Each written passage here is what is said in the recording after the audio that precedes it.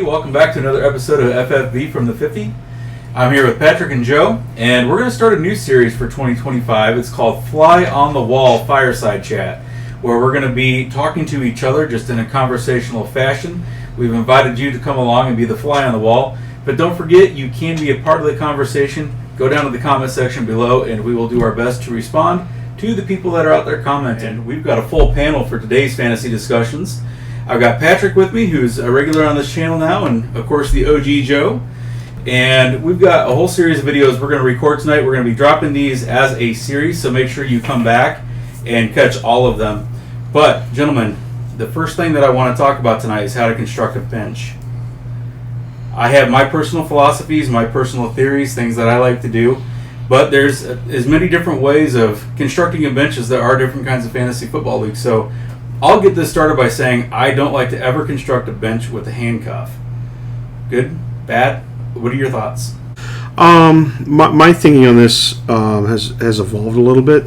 I was always one that really leaned into handcuffs, and I used to even, like, let's say you drafted, let's say Saquon or something along those lines. I might, depending on the round, I might buy into your handcuff. I don't do that anymore because the downside on that is pretty far. It's you kind of fall off a cliff. If I do have a bell cow though, I'm perfectly content buying a handcuff. But there are very few handcuffs that I feel are actually worth buying into. Definitely in San Francisco, probably Zach Charbonnet. There might be a couple others out there, but the days of buying, 8 or 10 guys as functional handcuffs, I think are long gone. Okay. So, one of my philosophies is I don't like to waste a roster spot on a guy that I don't want to use. And if the guy doesn't have any standalone value, so I guess maybe we need to define what a handcuff is, because you throw in situations like Jahmyr Gibbs and David Montgomery. David Montgomery is not a handcuff. No. A handcuff is a person that really probably only has value if something happens to the primary. A guy like David Montgomery's got standalone value regardless of what Gibbs does, and even higher ceiling, obviously, if Gibbs goes down. Alternatively, the same, if Montgomery goes down, Gibbs goes from 20 points a game to 30 points a game. Yeah. But, sometimes it could be a little hard to identify who that handcuff is going to be as well. So for me, that muddies the water. You look at the situation last year, we mentioned this off screen. Let's say you took Christian McCaffrey. You had a couple different options to handcuff. You could have gone Elijah Mitchell. You could have gone Jordan Mason. You could have gone Isaac Guerrero. There was multiple options in that backfield. So early on, specifically in trying to find that handcuff, you got to be careful. It's a little different, like you said. I'll use Zach Charbonnet to back up your point. He is the clear handcuff for Kenneth Walker. Blake Corum probably is the handcuff for a guy like Kyron Williams, although they spent draft capital on a running back again this year. Mm-hmm. But, Joe, what do you think? Because, I just don't think that there's a whole lot of RB by committees out there. We mentioned maybe a few right there, but the other thing is, too, is when you have a team like, the Ravens, they've got Derrick Henry. Justice Hill did have some standalone value last year, not a whole lot, but he would have been the handcuff. What do you think? When you use that term, being cowbell, mm-hmm. when you use that term, I think of those guys being like the 30th to 40th range, meaning Montgomery is not one of them, mm-hmm. right? Because he has value on his own. But like in Algier, where he could be 1,000-yard back if something happens to Bijan. Yeah, I look for upside with those kind of guys. There's a few of them that kind of stand out to me. I think Jalen Wright could be for the Dolphins this year. I think if anything happens to A-Chain, mm-hmm. that guy's has an incredible upside. So those are the kind of guys I look for. Ramondre Stevenson, I don't know what's going to go on with that situation. Yeah. But those are the kind of guys that I think can bring incredible value later on in the draft. Yeah. So that's kind of when we were talking about the definition of what it is. Mm-hmm. And Patrick, throwing it back to you, we've had situations where a team's handcuff actually becomes the starter. So last year, if you look at the situation in Tampa, it was supposed to be Rashad White's backfield. Bucky Irving comes on. Bucky Irving becomes the starter. You have another kind of confusing situation because Tank Bigsby for the Jaguars, he had games where he was very productive and ETN took a back seat. How do you value those guys as far as roster construction? Because you could almost say, like, if you take Bucky Irving, then you need Rashad White, but they both do have the standalone value. But Jacksonville's backfield, that's one that really confuses me because I wouldn't consider either one a handcuff for the other. Because they both, either guy on any given game could be the number one. Yeah, I feel like this all really just muddies the water to a large extent. I feel that the handcuff situation, it really has devolved into a space that there really are only a couple of guys that are true handcuffs, and then you have this secondary class of running backs, or I guess broader bench players, that actually have standalone value, and there's not a lot of them. There's just not. Montgomery's being one. There's a handful of guys out there, but it's really become something where there's just a couple of those guys, and if you're trying to play the lottery where you're picking what guy is going to get some kind of standalone value, those are incredibly hard to predict. Coaching staffs are all over the place.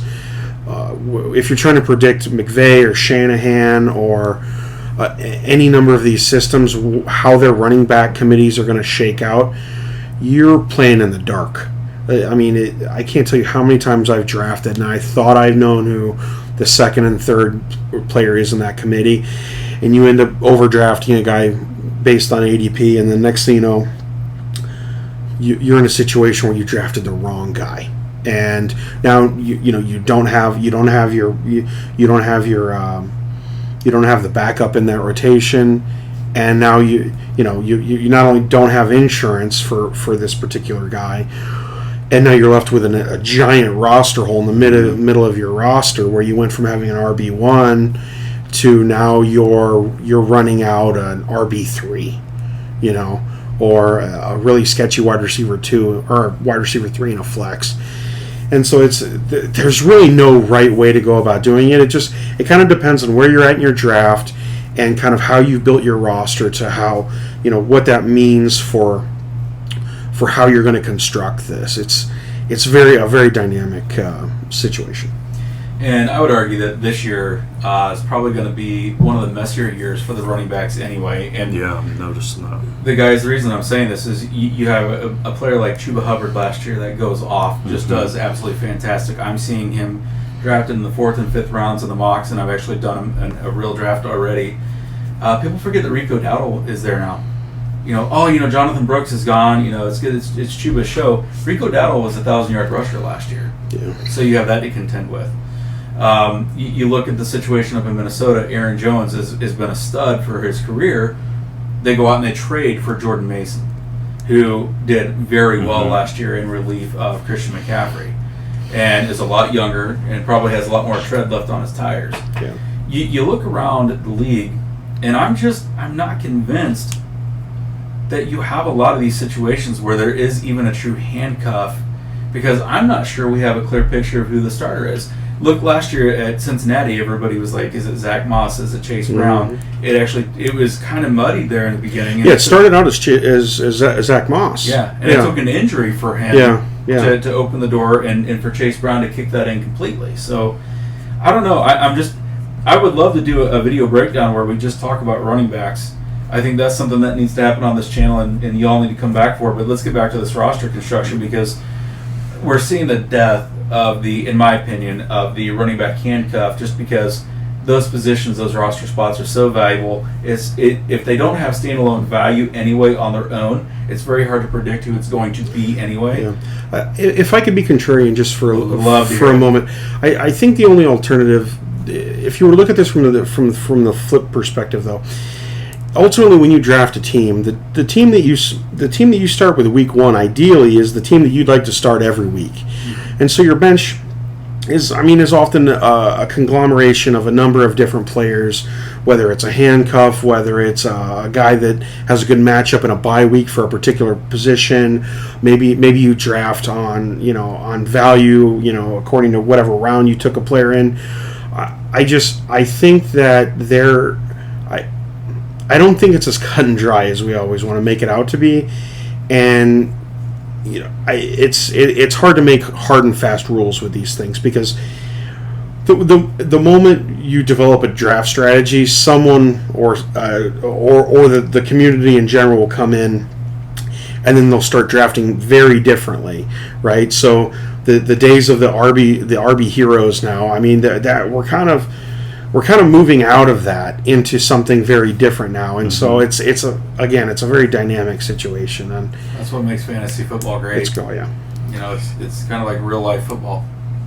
So when we're talking about handcuffs, are we kind of putting handcuffs in the category of behind absolute starters? An example of an absolute starter being Jonathan Taylor, Saquon Barkley, what's his name from Baltimore? Yeah, Derrick Henry. Derrick Henry. Those are it's not really in question, right? No, those guys are starters. Are we considering handcuffs the backups to those guys? It would have to be. It couldn't be a backup on a committee, but because you really don't know. No, Zach Moss or Brown, who's going to start? And that kind of goes to my point where, I don't actually think there are. I don't think that there's this big group of handcuffs. No, there's not. No, even if you look at the situation like in Philadelphia, Will Shipley's his backup.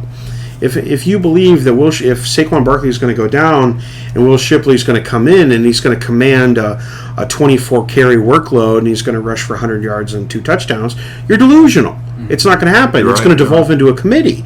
And there's literally 5 situations in the league where you have this clear-cut handcuff, and the rest is just this mishmash of RB2s, 3s, and 4s, where some guys are playing pass down, some guys are first and second down, some guys are like a mix. If they're in a 2-minute situation, so it's like.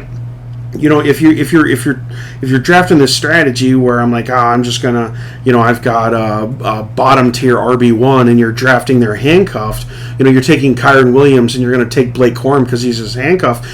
You can theoretically go into that thinking you have Kyron's backup, but it could be just as easily that you get an injury situation, and then Sean McVay decides, okay, I like Blake Corum, he'll be my first and second down back, but I've got this guy coming off the practice squad who's going to now take your third down role, and you drafted a handcuff for a particular situation that turns out to be like a lower tier RB2, RB3 range, and then you just overdrafted someone, according to their ADP, and you lose value. And that is the crux of my argument. So the crux of my argument is I don't want to waste a roster spot on a guy that doesn't have talent or the standalone value, because you're absolutely right. If these guys are that talented and that good, they're not just a handcuff. They're going to be in on other downs as well. And you do see the specialization in the backfields. You see your third down backs, your goal line backs. Exactly. So they can survive the season. Exactly. So I'm gonna pivot though, because I did something in real life, and I'm gonna go ahead and I'm gonna put this draft. This is a real life team that I drafted. I'm gonna put it up here for you guys to see, and.